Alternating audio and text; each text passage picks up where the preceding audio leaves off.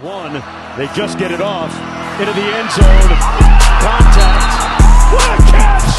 A miraculous, implausible, impossible catch by 12. Yo, what's up, guys? My name is Hayes alongside Harrison Simeon, and we are back for the first episode of the Scope of SportsCast.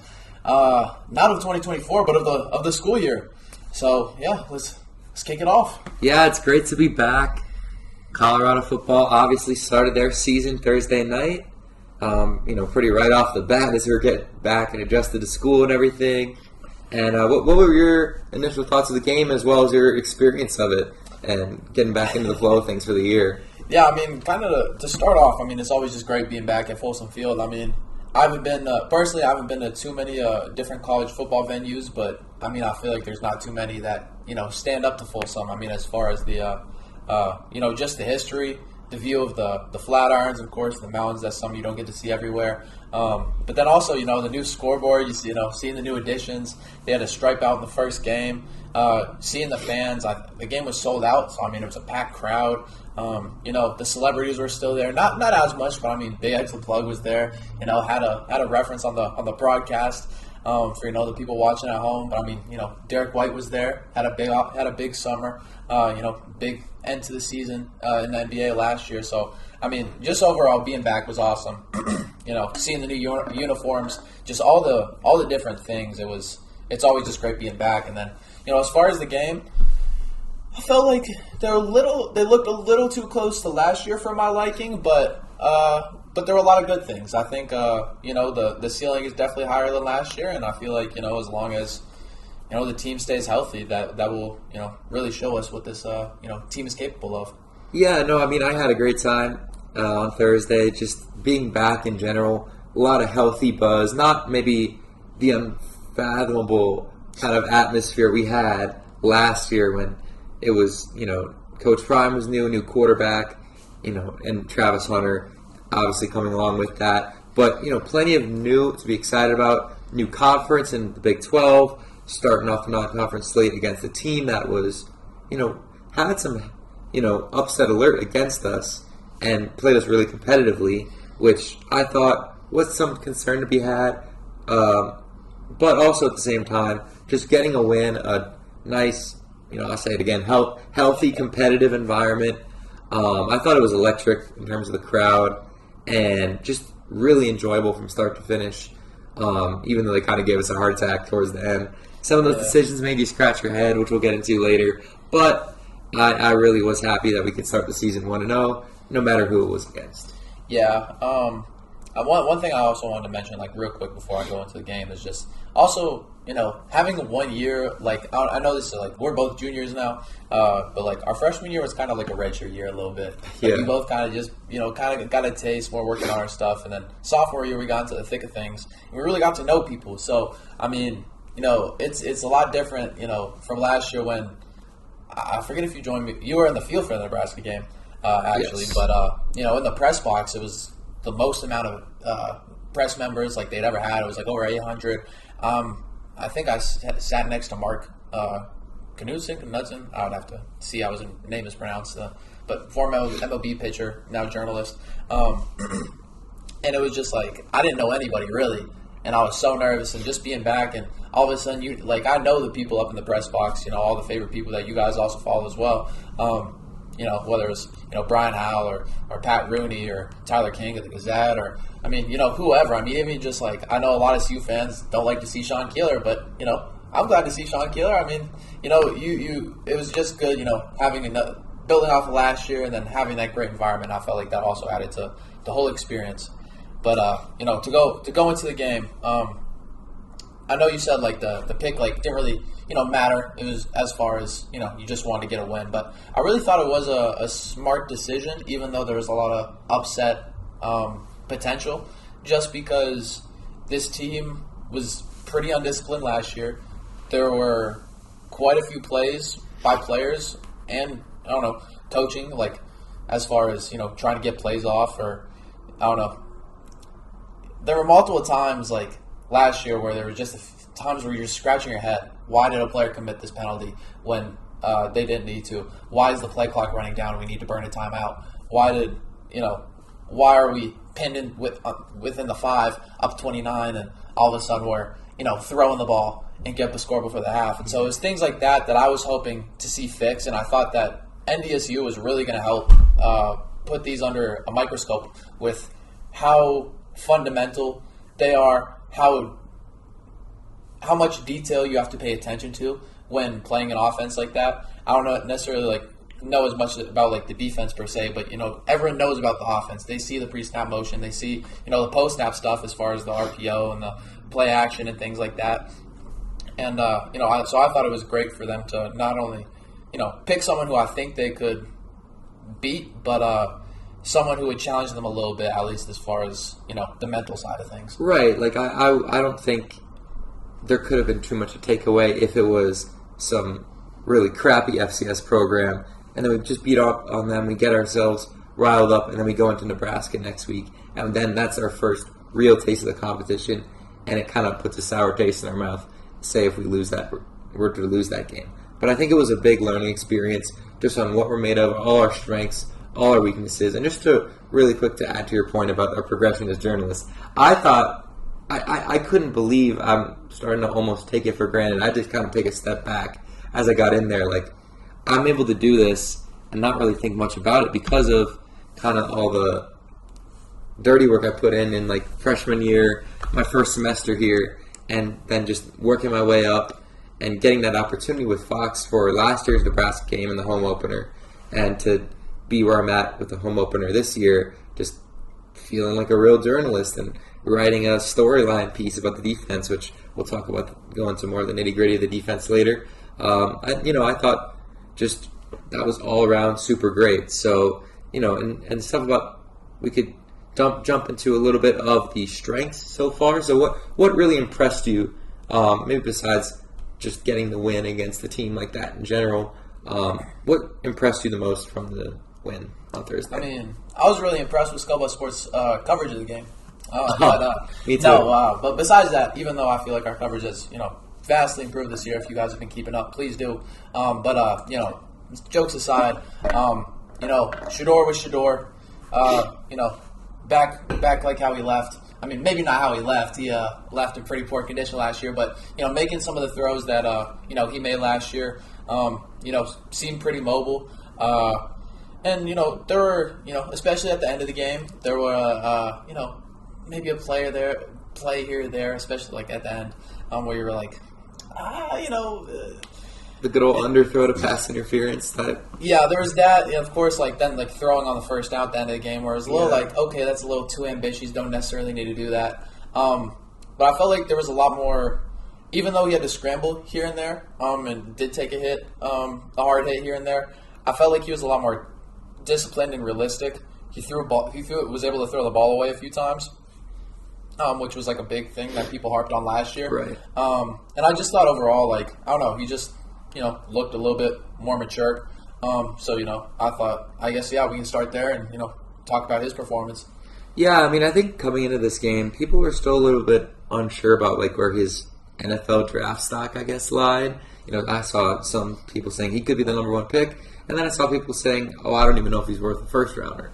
But I think with his performance and the way he was able to kind of captain everything, I thought it was super promising in terms of his improvement as a quarterback. I was wondering what areas he could improve in, but sort of those throwing the ball away, his ability to extend plays was incredibly impressive, even when the offensive line, for the most part, sort of held up. But, the ability when the offensive line was able to struggle, or did start to struggle, his ability to throw with hands in his face, throw in muddy pockets, kind of navigate through some of the chaos that started to happen against the NDSU defense, I thought was super impressive. The vision. I remember there was a throw where the pocket they threw a stunt which the O-line wasn't really able to handle all night, and Shador had hand in his face.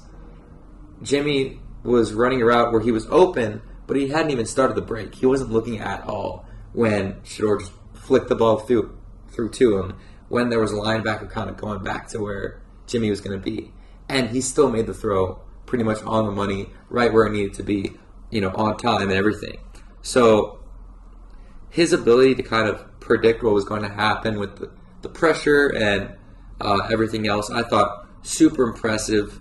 The passing offense in general, seeing all the new receivers like Wester and Shepard start to show out. We saw a little bit of Draylon Miller as well, but in the backfield, actually. I thought it was super impressive, but you can't have Shedeur without the absolute alien that is Travis Hunter, and we can go into a little bit of his performance. What were your thoughts? Yeah, no. One thing I want to mention before we go into Travis is Shedeur. You could just see how much more comfortable he was behind his own line after big plays. That's who we celebrated with first. He wasn't running up to no Travis. He wasn't running up to Jimmy Horn. He wasn't running up to Travis made scored all the touchdowns pretty much. So it was really just Travis. But anyway, you saw Shedeur go out of his way to celebrate with the offensive line, pick him up, and then in the post game when he was asked about the offensive line, before he even answered, he just smiled like he knows that he has something something much better than last year. And like, not to throw last year's guys under the bus, but I mean, they were the worst in college football. So that was great to see his the O-line, which we'll get into later, but also just his kind of maturity and the recognition that he showed to the nitty-gritty, less recognized parts, even though at least for CU the O-line is probably the unit most scrutinized between this year and last year. Yeah, I think the team just trusts each other more, and I think that is such a huge difference from last year when it was kind of all these new pieces like a Frankenstein monster, not even really a full off season to adjust to each other. But when there are those leaders like Shedeur, like Travis, that can help the whole team get to know each other, you saw a ton more bonding experiences in the off season, and I thought you saw that kind of materialize on Thursday. Yeah, definitely.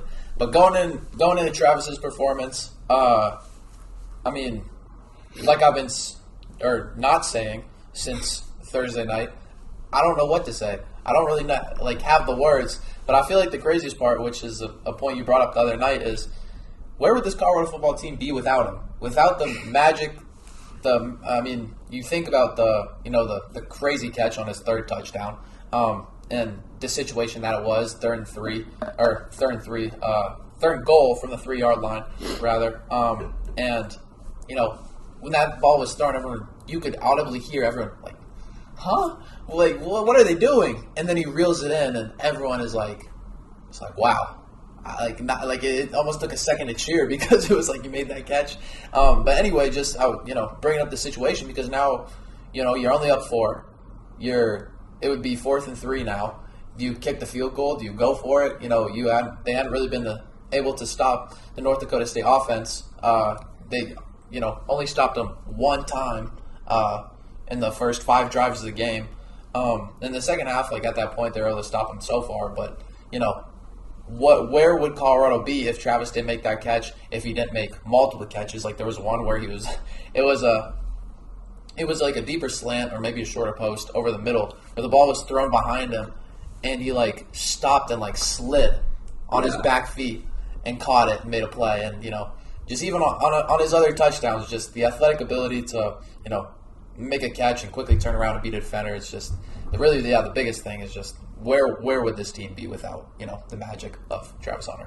Yeah, I mean the body control. I don't know if I've seen anything quite like it from someone in college in terms of just being a receiver, being able to stay in the field for all but 2 snaps of the entire game, and then still have the energy and the strength to out physical or a corner like that on his third touchdown. Where I remember there was a video we had for our social media up on the radio booth where our broadcast crew just had no words for it. Just just like it was some poster dunk in basketball where it's just oohs and ahs everywhere. People just having their minds broken by some of the plays this guy's make, where it almost doesn't even surprise you anymore. But then he finds a new way to, and it's just, seeing his stock in terms of his chance in the NFL rise almost overnight was super cool to see. Seeing all the national attention he and Shedeur garnered with, LeBron and different Patrick Mahomes, all sorts of NFL and NBA talent, just showing the appreciation for that kind of connection, because it's something that we may never see replicated for a long time for the program. Yeah, and I mean, definitely part of it is of course, Deion Sanders and his legend and the connections that he has. Seeing LeBron and Deion Sanders, like I think they have like a decent friendship and things like that. So of course there's of course the Sanders spotlight that brings this type of attention. But like you said, I mean it's very rare that you have. I mean Travis Hunter is a once in a what? I mean, we've never seen anything like him, as we keep saying. But I don't even know if I could say generation. You have to go farther. Yeah, like that's what I mean. And so, I mean, when you have a player like that, and then you also have him matched up with a guy who could potentially be the top quarterback in college football this year, like, yeah, I don't think it's. I mean, yeah, I don't think it's really. I don't think it can be replicated. But I mean, beyond Travis's, I mean, I just keep calling it magic because I don't know what else to, really call it. Voodoo. Black magic, like nothing off this earth. Like, I mean, it's honestly freaky the way that he somehow adds an element of his athleticism to every play, whether it's just getting a few yards off an extra juke move or an extra spin or, like we said, like the ball could be thrown behind him for every other receiver. That's an incompletion. He makes that catch and you're like, wow, like that's only one catch for 10, 12 yards, whatever it was. But that's a catch that him and maybe only a few other guys in college football are making at the moment. And so the fact that he brings that every game, like you said, to the point where it's the norm at this point is just crazy. But the other guys, Jimmy Horn Jr., he was insanely impressive. We've gone on and on about Travis, and you can forever, but Jimmy Horn had almost 200 yards. You can't forget. Yeah, no, he would have had 200 if he didn't have that one drop on the screen pass, which is unfortunate. But besides that, I mean, somehow he looked faster than last year, and I mean, you brought up Shador making great throws, but Jimmy was getting open, and I think like there was also just like it was the magic of Travis, it was the speed of Jimmy, and while LeJontay Wester got in the mix and. Shepard was the most quiet of the four. There's just so much talent in that room that, I think we discussed this, in our last podcast, that there's just so much talent in that room that it's like, you kind of have to pick your poison, and then somehow it still ends up being Travis Hunter all the time. So, but either way, Jimmy Horn was fantastic, and just, the amount of pressure they have to put on, a team's secondary is insane. And we saw that displayed, especially with them scoring 2 touchdowns in 8 plays to start the game. Yeah, no, and I think just the passing offense in general is going to be something not just to watch, but just if everything can piece itself together, it's going to be elite. Because this is a wide receiver room that didn't even get guys like Omarion Miller involved yet, who we saw how great he can be when the ball is thrown his way against a team like USC. You have guys like Will Shepard, who only had 2 catches, but has the potential to, was one of the most underrated receivers in the SEC last year, where there's talent galore. So I think the passing offense, we've almost seen nothing yet. And I think there was almost an element of not showing everything in terms of the play calling. Knowing that we still have a lot of tricks left in the bag, a lot of secret weapons that we can unleash if need be, when those guys like Travis maybe aren't completely destroying the other team's secondary, or when Jimmy Horn maybe has those drops like we did see last year, has some of those recurring issues, maybe come back. But, I think the passing offense is going to be just lethal as long as everything else can piece itself together. Yeah, definitely. And I mean, every sport is unpredictable. I feel like, with football, it's kind of, at least as far as the receiver room, it's kind of just whoever steps up. On any given week, you can, have Elick Ayomanor, going for 300 yards and making the craziest catch of the season. But I feel like with this team, there's just so many weapons that we'll kind of just have to see, who steps up on a week-to-week basis. And I think it'll be interesting because, like, Jimmy Horn had his best game of the season against TCU. Had a career high 11 receptions, I think over 100 yards, something like that, and a touchdown. And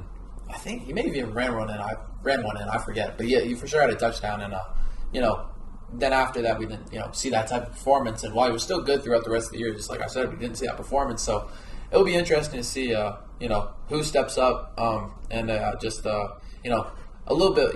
I wonder what the comfortability is like was Shador looking more Jimmy's way because they've had that extra year where, with Wester and Shepard, it's going to take some time. What is that necessarily going to look like? But you brought up the play calling. I want to get into that a little bit later. I want to touch on the defense first because while there were, things we need to work on, the run game, which was so atrocious last year, was phenomenal pretty much the whole night. Yeah, no, I saw, kind of the schematic reasons that I will go into kind of how it left us open in the passing game a little bit. I thought really helped us against the run game. And considering the opponent we faced, coming into it, people thought, oh, they're just going to get run all over. And it was kind of the passing game that ended up keeping the Bison in it. But I thought in terms of just stopping the run and keeping them inefficient on the ground, despite how they were able to continue to score in some of those drives when we were kind of blowing things up, I thought it was pretty damn good. And, the front seven with the new D-line, guys like B.J. Green, Deion Hayes, and the new linebackers like Hill Green, Jalen Wester, didn't see much of him, but still having Levante Bentley, who I thought played a really good game in terms of just blowing things up, sniffing out different plays. And then some of the new nickel corners and Preston Hodge, and just the safety play of Shiloh I thought was pretty decent, but other than some mental lapses he had that we'll get into in a minute.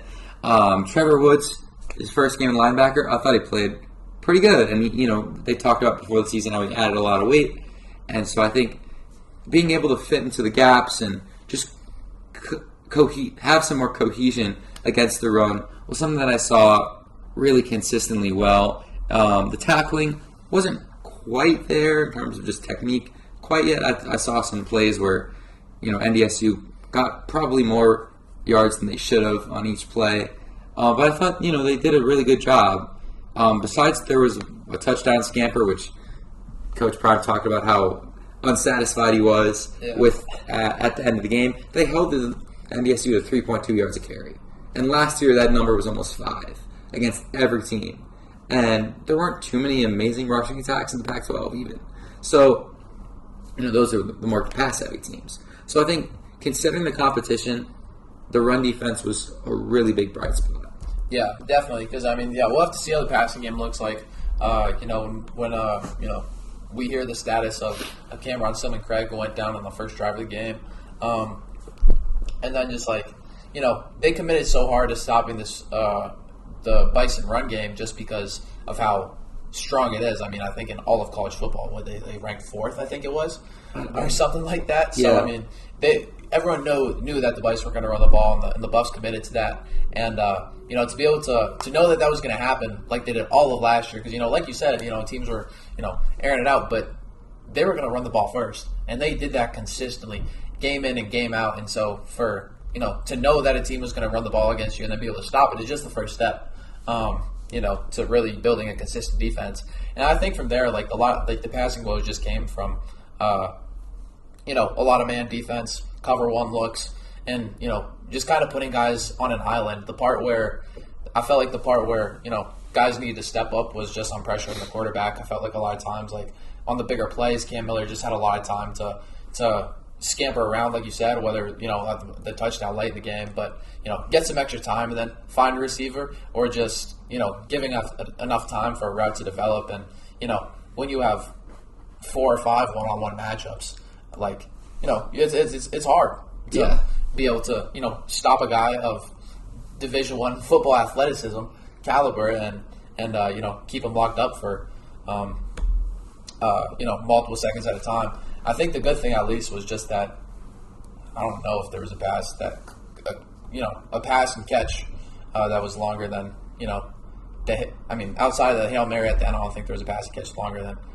15 yards. There was definitely after, the catch, and there was the run, extra the rack, but, it wasn't like Cam Miller was airing it out. It was a lot of, short passes and just kind of being able to extend the play that the pass was kind of, hurting them. Yeah, no, and I guess we could start on kind of the weaknesses part of this. So just starting with the pass game, I thought the quick game really ate us up, and especially with the one high safeties, we basically had the entirety of the game. It became really tricky and frustrating for the defense to go up just little chunk after little chunk, and then they score. So using cover one, which I think was probably our most used coverage we had, just with the one high safeties, a lot of man, trusting those corners that we got with McKinney, Hodge, and of course Travis. I thought worked to an extent in keeping the ball from going outside the numbers, but in between the numbers, pretty bad. And that's what we saw a lot of last year. The drags, the crosses over the middle was such a struggle, especially for some of those linebackers, and the linebacker room, pretty slapstick in terms of like guys we brought from all different places. That unit needs so much communication and game reps to be able to communicate and stay over the middle and lock those things up. So I think maybe it was some of the schematic elements we had to stop the run that started to hurt us over the middle in the past, when some of those linebackers were more locked in on stopping the run, and then as soon as you can think about that, there's a guy behind you on a drag or a cross, or just a little in route they had to some of the tight ends where, there's nobody there to cover that. So I think there were some schematic things, there were some situational elements as well, like Cameron Suddenly Craig's injury really early on, had a concussion is what it seemed like. We are a little bit unsure of his stats going to Nebraska, but just losing his leadership out there I thought really hurt them. Savion Riley, Vanderbilt transfer, came in, didn't do super well, at least in my opinion. Had a big responsibility. Maybe didn't expect to get so many reps first game, but there was some issues with just having those one high safeties. Still being able to limit the outside, which is impressive considering, one guy over the top, no safety help. It's hard to get safety help on both sides. But just in the middle of the field passing just ate us up. The quick game, especially when we had so many guys near the line of scrimmage as well. Just something that really needs to be improved on. Yeah. If they want to really take a next step as a defense. Yeah, I mean, I think, like, at least with the few weaknesses, that there were a few elements into play. Of course, we talked about, like, I brought up the, knowing that NDSU was going to run the ball and, having to accommodate for that. But you also look at, I think I said it earlier, but the offense scored 2 touchdowns in 8 plays to start the game. Right. So, the Buffalo's defense was basically on the field the entirety of the first quarter. And I forget exactly what the time of possession looked like in the first quarter. It got pretty ridiculous. But it was like 15-5 or 20-5. It was something like that. And just overall, I mean, obviously you want the offense to go out there and score, and go out there and score. I mean, as easy as possible. But at a certain point, like, if they score on one play, that's just like throwing a pick. So I mean, they had to work through, being tired and there was definitely that element. And then I thought, like, I don't know. Yeah, they got hurt over the middle a decent amount, but it was just because I don't know. To me, it seemed like there was just such a focus on keeping the ball inside the numbers. And while the pressure, like that, we wish got there, allowed some of those scampers, allowed some of those longer plays, allowed the routes to develop, like I mentioned earlier. Yeah. I think a lot of it was just keeping Cam Miller, honestly keeping Cam Miller from being able to do some of that stuff, because you'd much rather have him run around behind the line of scrimmage and they have to use his arm than immediately get out of the pocket and then make a play with his legs. Because at least in my opinion, Cam Miller seemed a lot more dangerous with his legs than I think it was Cole Payton was his name, the backup quarterback. He actually made 2 decent throws, but he thrives with his legs. I think he was the 3rd leading rusher behind Cam Miller last year for the Bison. And, I think, like, while there were the things that need to get better, it was just, I mean, every college football game is different. Every college football game is unique. But I feel like in terms of this game, this is going to be a one-off type of contest in terms of who they're seeing this year, the type of accommodations they have to make. I don't think they'll necessarily – the offense won't be able to score as quick. I don't think they'll have to worry about the run game as much, the wonky offense, the pre-snap motion, keeping the ball, inside the numbers. I don't think there will be, that many different elements that are, that they're going to have to worry about on a game-to-game basis, and it'll be more about, who's actually the better player on when it comes to receiver versus defensive back or tight end versus linebacker or O-line versus D-line, whichever it may be. Right, and I think at the beginning of this you talked about a little bit more like last year than to your liking, I guess. A little bit more like where it's the pass game, awesome. We could go on all day about Shedeur Sanders, Travis Hunter, but the defense kind of a mystery at this point still. I talked about that in my article. That's my literal headline. And some of those other weaknesses that from last year, like the run game, didn't really see a ton of encouraging signs. The offensive line I thought played okay. We can get into that too. Only gave up 1 sack. A lot of pressure allowed though. But the run game I think we can go into right now. Just about what were your thoughts? Because there were some times where they were able to get more than an average play, but still didn't show a whole lot in terms of promise. I mean, the one thing that I wanted to see more was just last year. My whole thing was just talking about balance and how much the run game is able to open up the passing game. And while it wasn't needed in this first game, of course, when Shedeur's stat line, I forget exactly what it was, but 445 yards. Yeah, 445 yards. 26 of 34. 4 touchdowns. This one incompletion was the wackiest, one we'll see all year. Right. Hitting, a cornerback's foot or calf in the end zone and popping up for a linebacker to pick it off. Like, Shedeur obviously had a great game. So, you can't really, say, they need to run the ball more. But like I said, I still think that balance needs to be there. I thought in the first half, especially on the first drive, they ran the ball on second and third down. On their second and third plays, and were able to pick up the first, and there was one drive, their turnover on downs, which is actually the first scoreless drive of the game. It was either 3 or 4 straight run plays, and then as a total, they only had 16 runs or rushes, and I think 3 of them came from Shedeur scrambles in the second half. So I just wanted to see more of the run game throughout. We just didn't see much. There were, like I said, there were the few plays on the first drive that seemed promising. There was the turnover on downs drive that wasn't as promising because it was just 4 straight, runs into the line and getting stopped. But just in the second half, we just didn't see much. And I'm interested to see when the passing game isn't there, what who does Shermer go to? Is it Offerdale? Is it Dallin Hayden, who we saw in the picking up blockers in the passing game? Is it Draylon Miller, who got, I think, the first rush of the game? It's just a lot of question marks at this point. Yeah, and we didn't even see Michael Welch either, a freshman like Miller was, but still interesting to see. It's still yet to be seen if that run game can really take the next step, as so much frustration around last year was, commitment to the run, just involving the receivers. Still no tight end involvement we saw. I don't think there was a single, even a target to a tight end yesterday. I think Savion Smalls. Yeah, he's actually I think he's a D end. Yeah, he was D end last year, so they converted him. Still yet to be seen how much involvement that'll be when, maybe the offensive line, the pass protection isn't quite holding up. I think, the biggest emphasis with the O-line is protecting the quarterback, but you have to remember, it may not be all on the running backs on why the run game hasn't been able to take the next step. The O-line still needs the run block.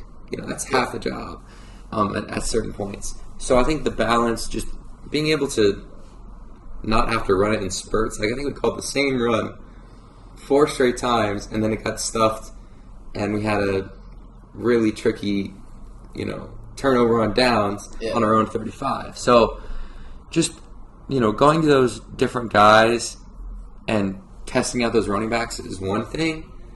Having a cohesive run blocking unit is a completely different thing. And I think it's more important in terms of getting that run game to the next level and taking some of the pressure off Shedeur and Travis to have these kind of games every week.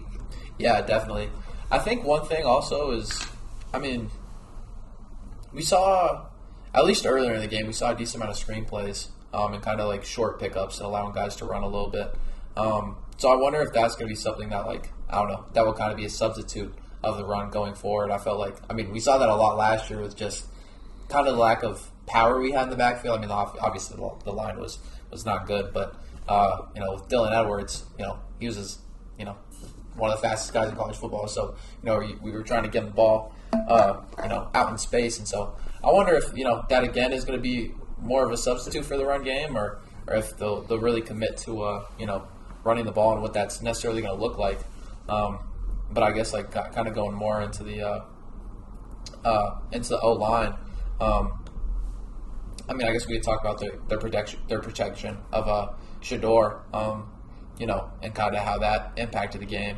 What were your thoughts necessarily? I thought they started decent, but kind of as they got tired and the game progressed, it looked like Shador had to get mobile a little bit more. Yeah, I mean, I thought they played good. I'll say it was an above average performance in terms of this is an entirely new unit again.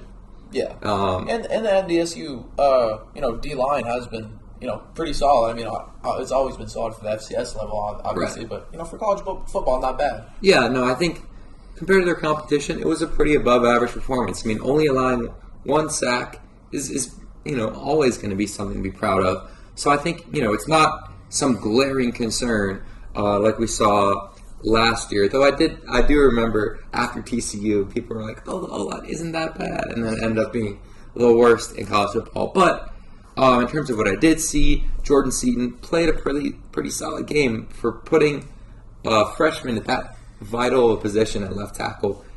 Played all right. Had some times he got beat, but I think for the most part he held his ground.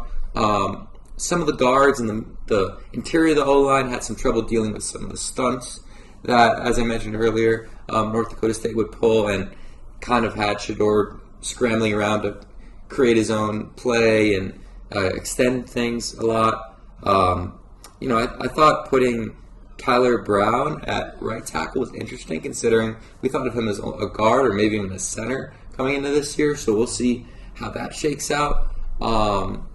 But I think overall, solid performance, but you can't take too much from it because it's one game. And I think you're really going to see, we could maybe get into previewing Nebraska now in terms of how we'll fare against that Power 4 D-line, not the FCS level. So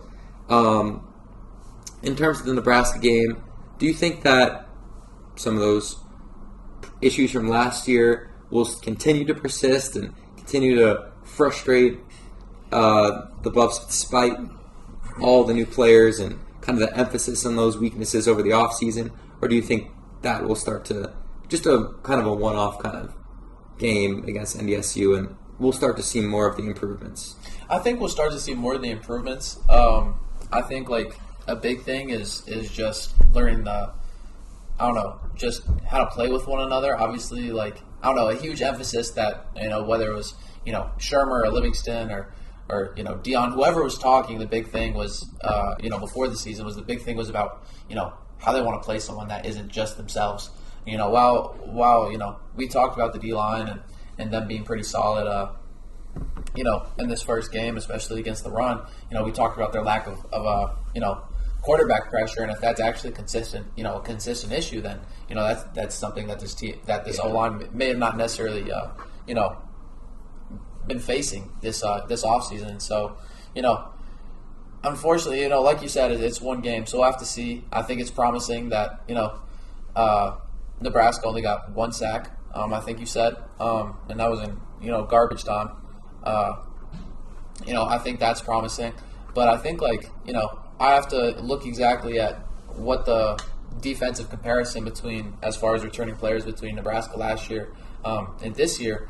But I remember the second that Colorado finally got him protected, that's when the game opened up, and it was because it was the game was just not moving at all. It was a rock fight for the first 25 minutes of the game, and then late in that second quarter, Shador finally had one play where he had some time, and he found Tavares Dawson Jr. For the first. I forget if it was the first score of the game or the second score, but either way, after that, it seemed like the offense kind of got going, and so I can't necessarily say the offensive line will step up and do one way or the other, I think they're definitely improved from last year, so I think that's a big thing. But if Nebraska their defense looks, anything remotely like it did last year, then obviously last year the O-line was not great, and they were able to hold up just enough for Shedeur to make plays, and you talked earlier about the plays that Shedeur made when the pocket did get muddy, it did get smaller, it collapsed later in the game. Talking about the plays that it did make, and I think we'll just end up seeing more of those. So I wish I could offer more. But yeah, it's obviously just tough when you don't get the preseason like you get in the NFL, and you don't get joint practices or anything like that. And at least at Colorado, they have the closed practices, so you're not even seeing what it looks like against just between the program. So it'll be interesting. And I think at least against Nebraska, I think that one sack is really promising.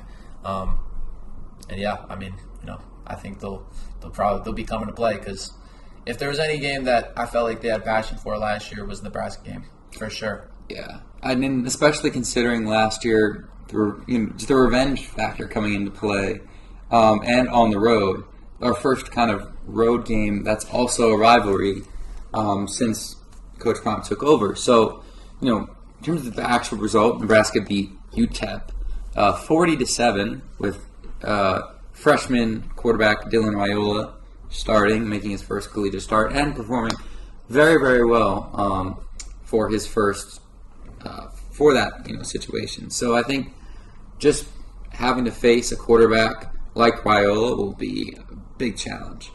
But they still did have some emphasis on the run game and some balance in their offensive attack that we're going to have to really take note of. They had 3 guys over 50 yards on the ground. Gabe Irvin Jr., I think, was the main back last year. It was just their goal line back this time, had 2 touchdowns, and really didn't see a ton after the first half. The second quarter blew the game open, made it 30-7 at the half, and then just kind of put the backups in around the mid-third quarter and let the game kind of trash away, garbage time away against a UTEP program that was 3-9 last year. Nothing really to, really take away from it. Because I think if, you put NDSU against UTEP, that's a real competitive game. I think you can definitely see NDSU winning that. So, in terms of just the actual result, I don't know. But I think it'll be a lot of fun. Just because we have such a, still that buzz around us, still kind of carrying over from last year, still have Coach Prime who's going to, make a big deal of these rivalries. He doesn't take it any more lightly than any other coach would. So I think this will be a big game, a big barometer in terms of, was that kind of just a one-off for some of those issues of last year? We didn't even mention the pass rush that much. I know you did a second ago, but we were only able to get 2 sacks, and those were struggles to get. So Raiola, not really much of a running threat, but, we've seen their Mahomes comparisons all day, all off season, and he played a pretty Mahomey game in terms of some of the throws he was able to make. Had some inconsistent reads, and from what I watched, but when he was able to display his arm talent, he did, and was able to find one pretty deep touchdown. And that's going to be a big test for the corners, along with the balance and still putting a lot of pressure on that run defense to continue on their performance from this week. Yeah, no, I think I really like obviously you said playing against a quarterback caliber of Raiola, even though he's a true freshman, will be a big test. But I think the big reason is the arm talent you mentioned. As I said earlier, I don't think Cam Miller completed a pass that was longer than 12, 15 yards maybe outside of that Hail Mary, and he was throwing it as far as he could.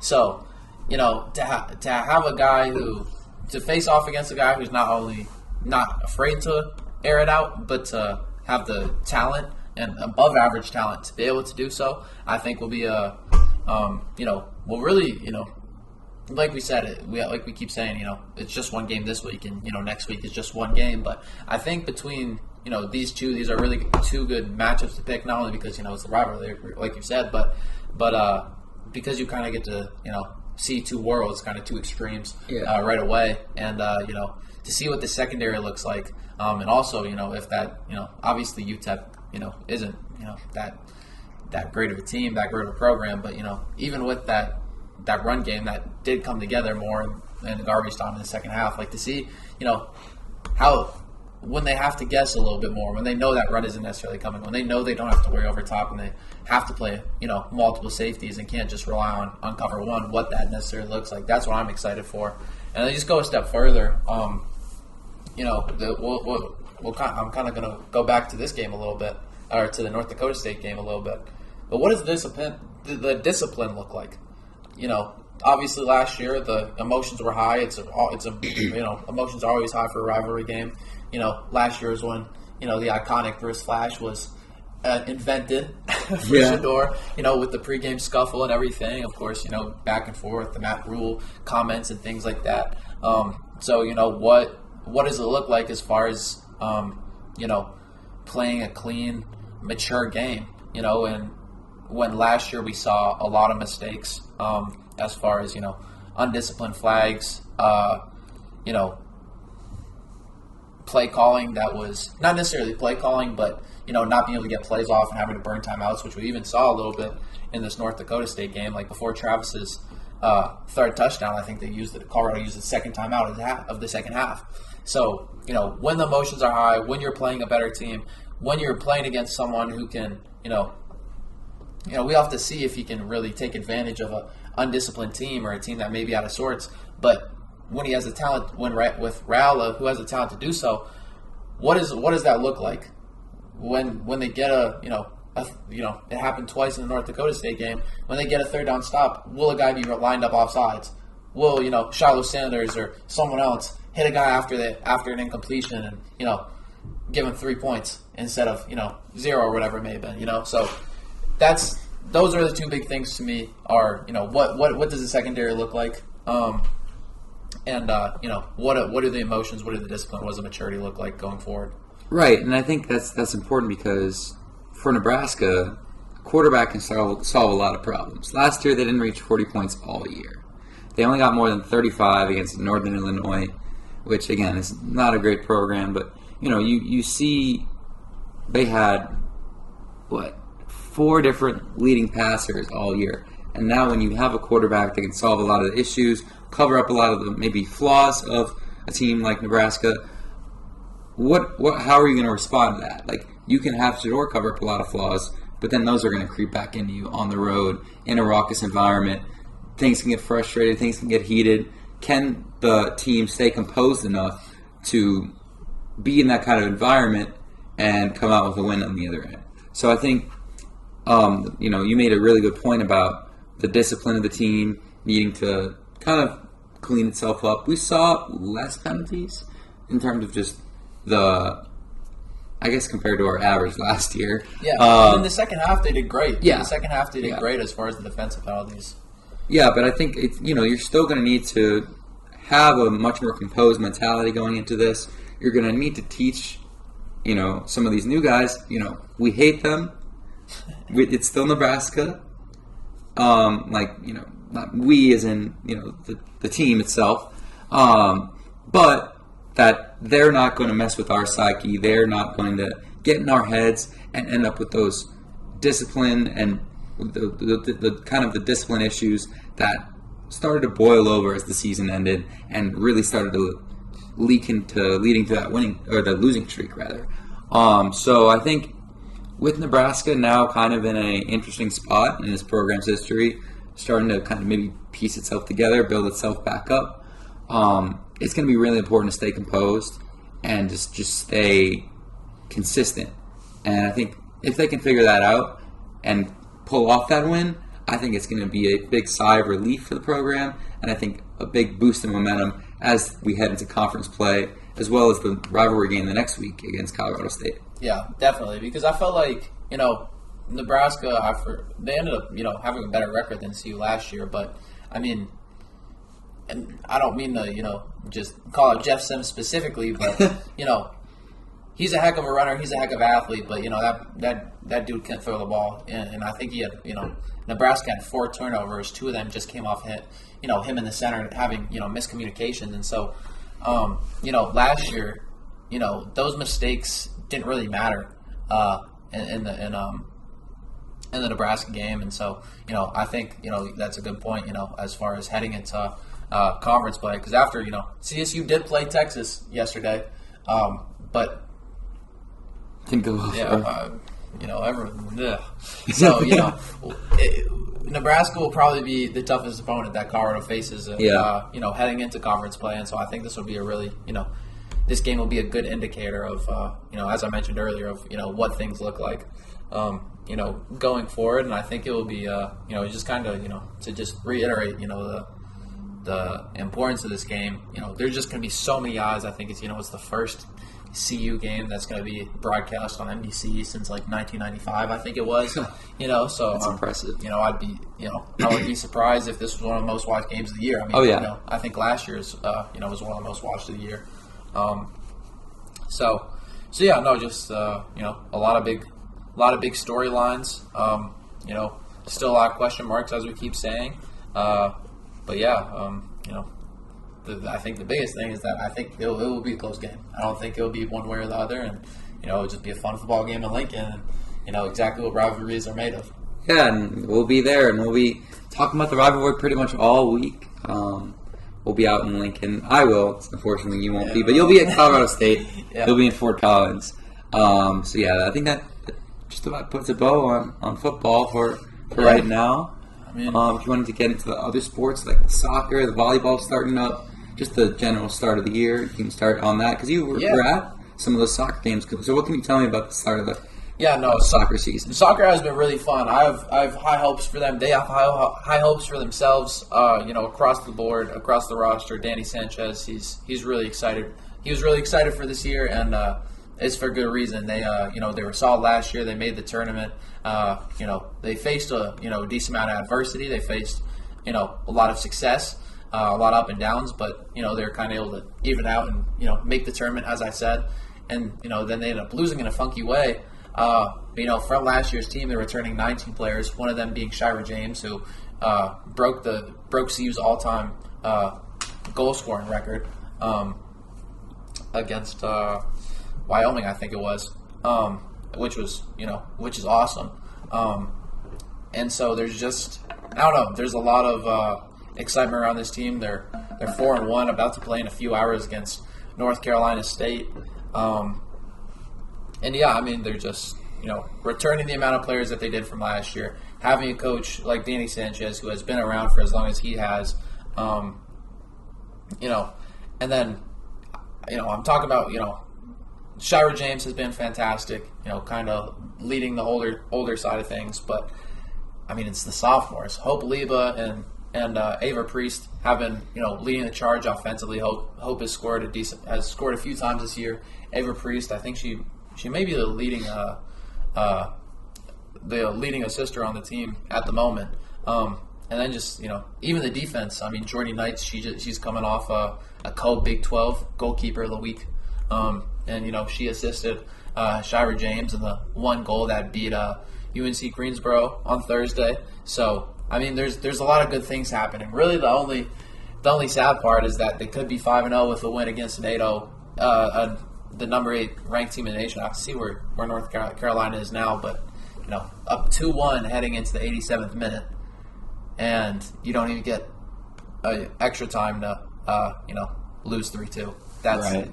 Giving up 2 goals and 3 minutes to lose is tough. But outside of that, overall fantastic stuff.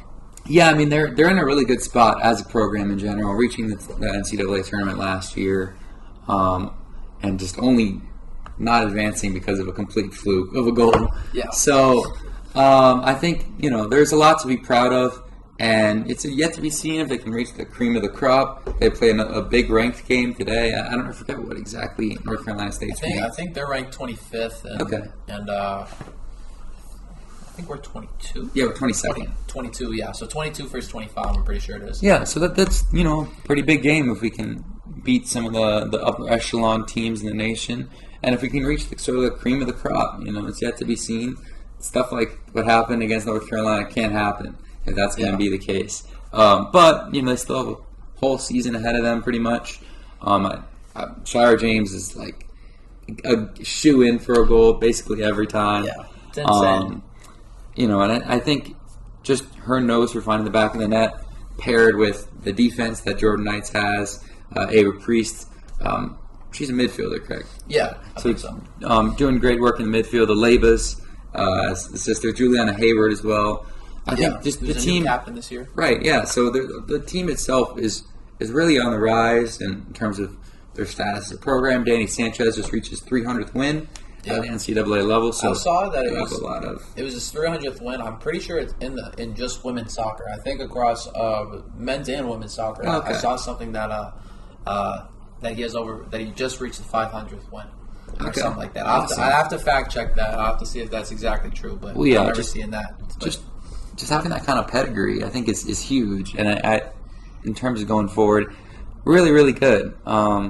So yet to be seen. I remember last year they got off to a really hot start too, and it didn't end the way we wanted. But still, great spot to be. And hopefully Shira's last ride can continue and really build on the record she just broke. Yeah. So I guess we can go into the last sport that started. Well, one thing I want to throw in real quick. I'll let you. No, you're good. Is that this team?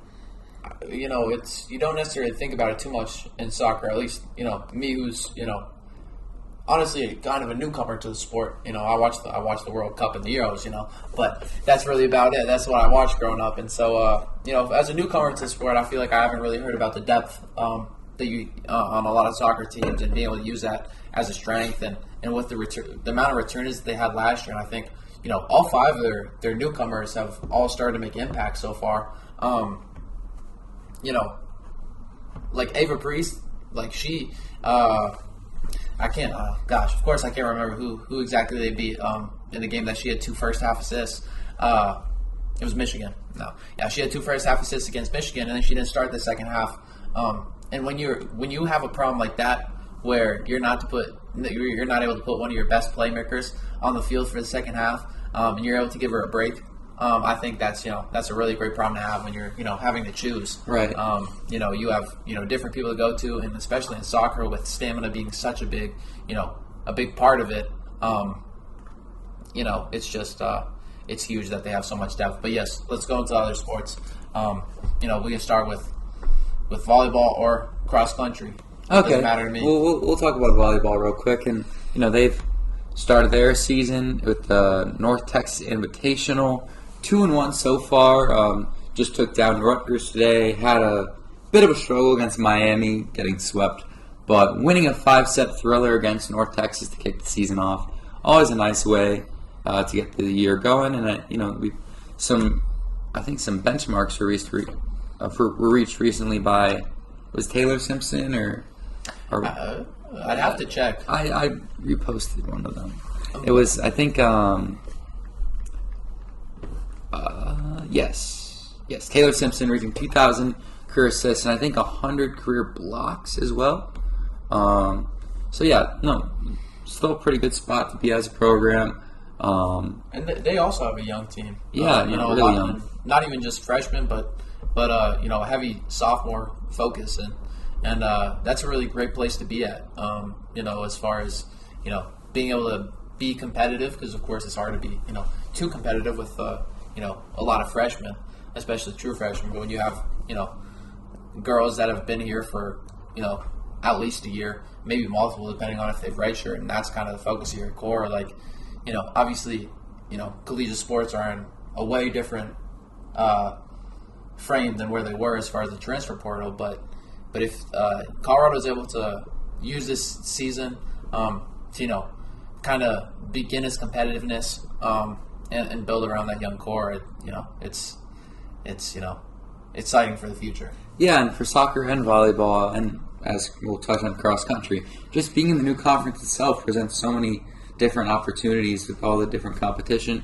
I think soccer now, I would have to double check, but we may be the only ranked team in the Big 12 right now. So, maybe going for a Big 12 title, conference championships. I think we have a Big 12 title dating back to 2003. Okay. If I'm not mistaken. So, yeah, no, I think pretty important to see how we can fare with the different level of competition. I know plenty of really, really good teams having to face in soccer specifically and volleyball as well. So I think, presents all these new opportunities. But if you wanted to touch on cross country real quick before we wrap things up. Yeah, so to finish up with cross country, not too much. They just had their first meet of the year on Friday, I think it was, with the Wyoming Invitational, run against Wyoming, Colorado State, Northern Colorado. I think they finished third in both the men's and women's side of things. Some decent individual performances, but this meet is often used to just kind of get teams acclimated for the year. But the big storyline is after almost, I think, over 3 decades, Mark Whitmore out the door for CU, Sean Carlson. I wouldn't say, I'm not sure if I would necessarily say a hot shot, but I mean, coming from Tennessee and before then Notre Dame, having won multiple SEC and ACC conference championships. I think it was like 36 All-Americans. A pretty decent resume for how young he is. That's really the big thing, because Wetmore turns CU into quite a successful program. Multiple national championships as a team on both the men's and women's side as far as cross country, and also multiple individual championships, national championships as well. And so it's just interesting, seeing someone who has been here for so long, leaving and then welcoming someone new, who also brought some of his own luggage from Tennessee. I think he brought 2 runners on the men's side of things. Now the question was it Louis? Was it Louis? If they finished third, I'm not sure, but Deion's Louis luggage finished 4 and 8, so maybe we'll have to give him some time. But yeah, no, just overall, I guess just the biggest thing is just the coaching change, and then I don't even think they were taking pictures at the meet, so not too much to learn, but yeah, pretty much just beginning. So, something to watch for sure. Yeah, definitely. That'll probably bring us to about the end of our sports talk, and just really quick, wanted to, I guess, show our appreciation for the exponential growth of the club last year, feeding into this year. So many names that we've had to learn over the past week with new members of the club. We just talked about cross country. One of them, Colby, wrote about that. Yeah. So that's why we're able to kind of get into it with as much detail as you were. So I think plenty of new writers to look out for. Plenty of new members in general. Weren't able to put out a live show last week. Had some technical difficulties as we tried to, but be on the lookout for that upcoming this Friday. Plenty to watch for. We had so much great coverage of the NDSU game, and we're going to be traveling to probably almost every road game this year for football. So just be on the lookout for all that, and looking to grow even more as this club becomes something to really be proud of. And we're both associate producers of the club now, so we were able to see all of it, from the few people we had our freshman year, but few but dedicated, few the proud, to now the many in the proud. So I just wanted to mention that, and be on the lookout for more guests, plenty of more guests as this year goes on. We'll be doing our diligence to get that going for you. Only had two episodes, I believe, or was it 4? I guess with Trent and Patrick counting. Yeah, technically 4. We'll say Trent and Patrick, a special guest. Sure. But we're gonna hope to get one almost every episode this year. Yeah. Obviously, something ambitious, something lofty. But with the connections that I mentioned at the very beginning of this hour-long podcast, there are people, whether it's Pat Rooney or Adam Munsterteg or whoever it may be, just other journalists in the Colorado space. We've started to build our relationships with the CU athletes and coaches. Like I was at TBT practices this year, talking to Evan Batty and Zach Rubisam, and some of those guys, and being able to connect with them and on a more personal level, that's not that's not why you do this stuff. It's to bring the best news to the public and the most truthful, objective aspect of sports to everybody. But with that, you have to build relationships to build trust and get the mic from the SIDs and things like that. So it's sick that we've continued to build our repertoire, and now it's only gonna help only help our podcast, help us going forward, and just give you guys the best content. So absolutely, tell a bunch of great stories. So yeah, and it's only gonna get better with the mentioned increase of members that we keep we're probably gonna keep getting as long as Coach Prime is sticking around, and what that all looks like. But if that's good for you, it's good for me. Then it's good for me as well. And as always, I'm Hayes. I'm Harrison Simeon. You heard it here first. Peace.